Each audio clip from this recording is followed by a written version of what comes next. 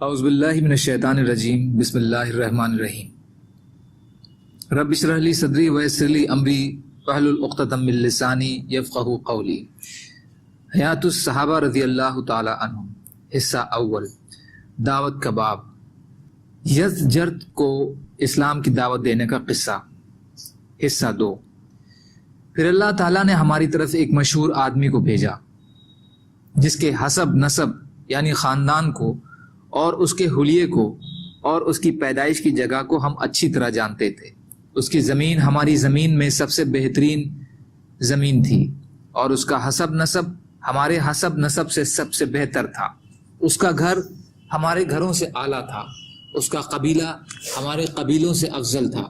عربوں کے تمام برے حالات کے باوجود وہ خود بھی اپنی ذات کے اعتبار سے ہم میں سب سے بہترین تھے، ہم میں سب سے زیادہ سچے اور سب سے زیادہ بردبار تھے۔ انہوں نے ہمیں اسلام کی دعوت دی۔ اسلام سب سے پہلے ان کی دعوت کو اس بار آدمی نے قبول کیا، جو اس لیے سب سے پہلے ان کی دعوت کو اس آدمی نے قبول کیا جو ان کا ہم عمر اور بچپن کا ساتھی تھا، اور وہی ان کے بعد ان کا خلیفہ بنا۔ وہ ہم سے کہتے، ہم ان کو الٹی سناتے، وہ سچ بولتے، ہم جھوٹ بولتے۔ آخر ان کے ساتھی بڑھتے گئے اور ہماری تعداد گھٹتی گئی، اور جو باتیں انہوں نے کہی تھی وہ سب ہو کر رہیں۔ آخر اللہ تعالیٰ نے ہمارے دلوں میں ان کا سچا ماننے اور ان کی پیروی کرنے کا جذبہ پیدا کر دیا۔ وہ ہمارے اور اللہ رب العالمین کے بیچ واسطہ تھے۔ انہوں نے ہم سے جتنی باتیں کہیں وہ حقیقت میں اللہ ہی کی ہیں، اور انہوں نے ہمیں جتنے حکم دیے ہیں وہ حقیقت میں اللہ ہی کے حکم ہیں۔ انہوں نے ہم سے کہا کہ تمہارا رب کہتا ہے کہ میں اللہ ہوں، اکیلا ہوں، میرا کوئی شریک نہیں۔ جب کچھ نہیں تھا میں اس وقت بھی تھا، میری ذات کے علاوہ ہر چیز فنا ہو جائے گی۔ میں نے ہر چیز کو پیدا کیا ہے اور ہر چیز لوٹ کر میرے پاس آئے گی۔ میری رحمت تمہاری طرف متوجہ ہوئی، اس لیے میں نے تمہاری طرف اس آدمی کو بھیجا تاکہ تمہیں اس راستے پر ڈال دوں جس کی وجہ سے میں تمہیں مرنے کے بعد اپنے عذاب سے بچاؤں اور اپنے گھر دار السلام یعنی جنت میں پہنچا دوں۔ اس لیے ہم گواہی دیتے ہیں کہ نبی صلی اللہ علیہ وسلم اللہ کے پاس سے حق لے کر آئے تھے، اور تمہارے رب نے کہا جو تمہارے اس دین کو اختیار کرے گا اس کو وہ حقوق حاصل ہوں گے جو تمہیں حاصل ہیں، اور اس پر وہ ذمہ داریاں ہوں گی جو تم پر ہیں، اور جو اس دین سے انکار کرے اس پر جزیہ پیش کرو، اور پھر اس کی ان تمام چیزوں سے حفاظت کرو جن سے تم اپنی حفاظت کرتے ہو، اور جو جزیہ دینے سے بھی انکار کر دے اس سے جنگ کرو۔ میں ہی تمہارے بیچ فیصلہ کرنے والا ہوں۔ تم میں سے جو شہید کیا جائے گا اسے اپنی جنت میں داخل کروں گا، اور جو باقی رہے گا اس کے دشمن کے خلاف اس کی مدد کروں گا۔ اب تم چاہو تو ماتحت بن کر جزیہ دے دو، اور چاہو تو تلوار لے کر جنگ کر لو، یا مسلمان ہو کر خود کو بچا لو۔ یزجرد نے کہا، تم میرے سامنے ایسی باتیں کہہ رہے ہو؟ حضرت مغیرہ نے کہا، جس نے مجھ سے بات کی ہے میں اسی کے سامنے یہ باتیں کہہ رہا ہوں۔ اگر تمہارے علاوہ کوئی اور میرے ساتھ بات کرتا تو میں تمہارے سامنے یہ باتیں نہ کرتا۔ یزجر نے کہا، اگر یہ دستور نہ ہوتا کہ قاصد کو قتل نہیں کیا جاتا تو میں تم سب کو قتل کر دیتا۔ تم لوگوں کے لیے میرے پاس کچھ نہیں ہے۔ اور اپنے درباریوں سے کہا، مٹی کا ایک ٹوکرا لاؤ اور ان میں جو سب سے بڑا ہے اس کے سر پر رکھ دو، اور اسے پیچھے سے ہانکتے رہو یہاں تک کہ وہ مدائن شہر کی آبادی سے نکل جائیں۔ صحابہ رضی اللہ تعالیٰ عنہ نے کہا، تم لوگ اپنے امیر کے پاس جا کر اسے بتا دو کہ اس کی طرف رستم کو بھیج رہا ہوں تاکہ وہ اسے اور اس کے لشکر کو قادسیہ کی خندق میں دفن کر دے، اور اسے اور تم لوگوں کو بعد والوں کے لیے عبرت بنا دے۔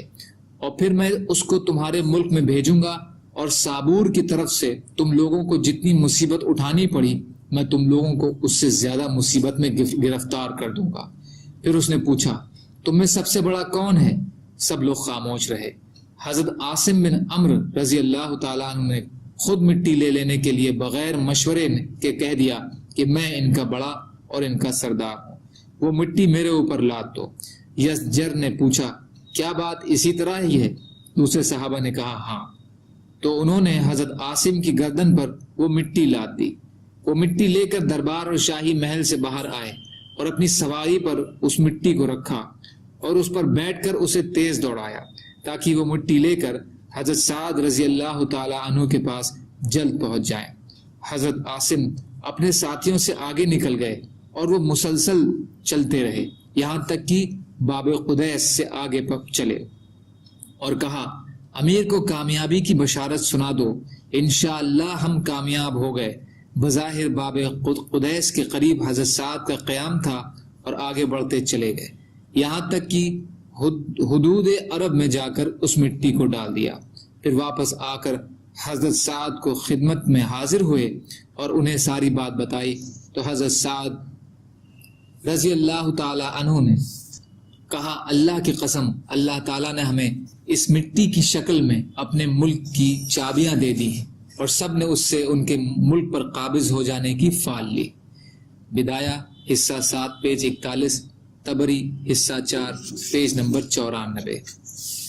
حضرت محمد رحمۃ اللہ علیہ اور حضرت طلحہ رحمۃ اللہ علیہ وغیرہ بیان کرتے ہیں کہ جب جنگ تقرید کے موقع پر رومیوں نے یہ دیکھا کہ جب بھی وہ مسلمانوں کی طرف بڑھے انہیں منہ کی کھانی پڑی اور مسلمانوں نے ہر مقابلے میں ان کو شکست اٹھانی پڑی، تو انہوں نے اپنے سرداروں کو چھوڑ دیا اور اپنا سامان کشتیوں پر لاد دیا۔ عرب کے عیسائی قبائل تغلیب اور ایاد اور نامر کے نمائندے یہ ساری خبر لے کر مسلمانوں کے امیر عبداللہ بن معتم کے پاس آئے اور ان سے یہ درخواست کی کہ عرب کے ان قبائل سے مسلمان صلح کر لیں، اور انہوں نے حضرت عبداللہ کو بتایا کہ یہ تمام قبیلے ان کی ماننے کو تیار ہو چکے ہیں۔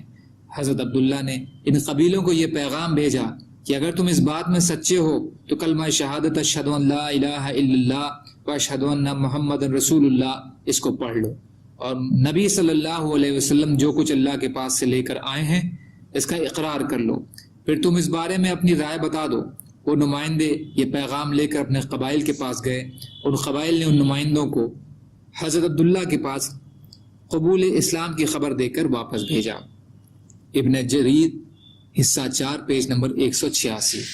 سبحان اللہ و بحمدہ، سبحانک اللہم و بحمدک، اشہد ان لا الہ الا انت، استغفرک و اتوب الیک۔ سبحان ربک رب العزت عما یصفون وسلام علی المرسلین والحمد للہ رب العالمین برحمتک یا ارحم الراحمین۔ لا الہ الا اللہ محمد رسول اللہ۔